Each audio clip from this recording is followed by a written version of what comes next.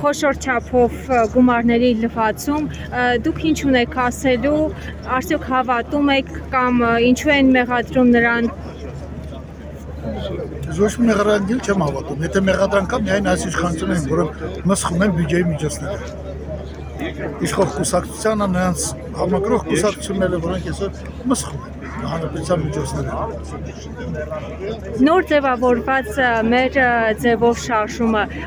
ինչ ճակատագիր է ունենալու, ինչ ընթացք է ունենալու։ Ես ինքս բանը մեր ձևովի անդամ չեմ, ես եկել եմ պարզապես իմ օժանդակությունը, ես նրանց պլաններից կամ նրանց սպասող ճակատագրից չխոսեմ։ Հանրապետության երկրորդ նախագահը նշել էր, որ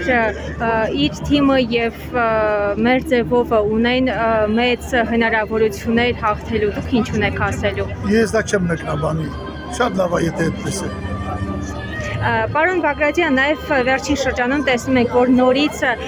սկսել են ճնշել հոգևորականներին, սա ինչ ընթացք է ունենալու։ Ես մամուլով արտահայտվել եմ, որ դա գալիս է նրանից, որ պետք է փոխել, դա եկեղեցու տերն է, ոչ թե կաթողիկոսի, պետք է փոխեն հայ առաքելական եկեղեցին, մի ձևով ենթարկեցին արևմտյան եկեղեցական արժեքների, իսկ հեռանկարում նույնիսկ կարող են ոմանք կարող են իրենց թույլ տալ, որ մանմետականացվի մեր երկիրը։ Պարոն Բագրատյան, արդյոք այս իրավիճակը շարունակվելու է մինչև համապետական ընտրությունները։ Տեսնում եք դուք եւ ինչ ավարտ է ունենալու։ Ժողովրդից է կախված, ընտրական մեխանիզմներ կան, սահմանություն կան, մենք այսօր ապրում ենք շատ վատ բռնապետության շրջան, դա հիշեցնում է 1937 թիվը, արդեն ժողովուրդից է կախված, բայց կա ընտրության հնարավորություն եւ ժողովուրդը կարող է փոխել եւ ստանալ այնպիսի իշխանություն, ինչպիսին ուզում է։ Իսկ մինչև համապետական ընտրությունները դուք տեսնում եք, որ կաթողիկոսին կձերբակալեն, կկալանավորեն, կարգալույց կանեն, այդ վտանգը կա։ Կարգալույց ոչ ոք չի կարող անել։ Ես հուսով եմ, որ եկեղեցականները կկանգնեն մի մարդու պես, իսկ ինչ վերաբերում է ձերբակալեն, չձերբակալեն, կալանավայրի իսկ ղեկավարի հայ առաքելական եկեղեցին։ Բայց գրով տեսնում եք, որ վեհարանի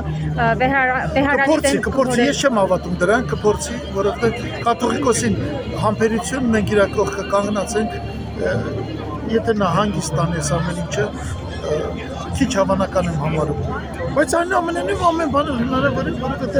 Փաշյանը վախեցած է, նա ամեն քայլ անելուց, ամեն մի վատություն անելուց հետո ավելի է խրվում, նա ծախեց Ղարաբաղը, ծախեց հայկական սահմանամերձ հողերը, նա ծախեց վաճառեց քաղաքական վաճառքի մասին է խոսքը, մեղրին, այս բոլորի համար նա խրվում է ամեն օր։ Խրվում է, նա անում է քայլեր, որպեսզի ևս մի փոքր երկարացնի իր քաղաքական կյանքը։ Նշում են, որ հոկտեմբերի 27-ին է լինելու այդ գրոհը, դուք տեսնում եք, որ մոտ է արդեն գնալու են։ Ես նորից էլ չեմ զնա մեկնաբանում, արդեն մեկնաբանեցի դարձել։ Շնորհակալ ենք։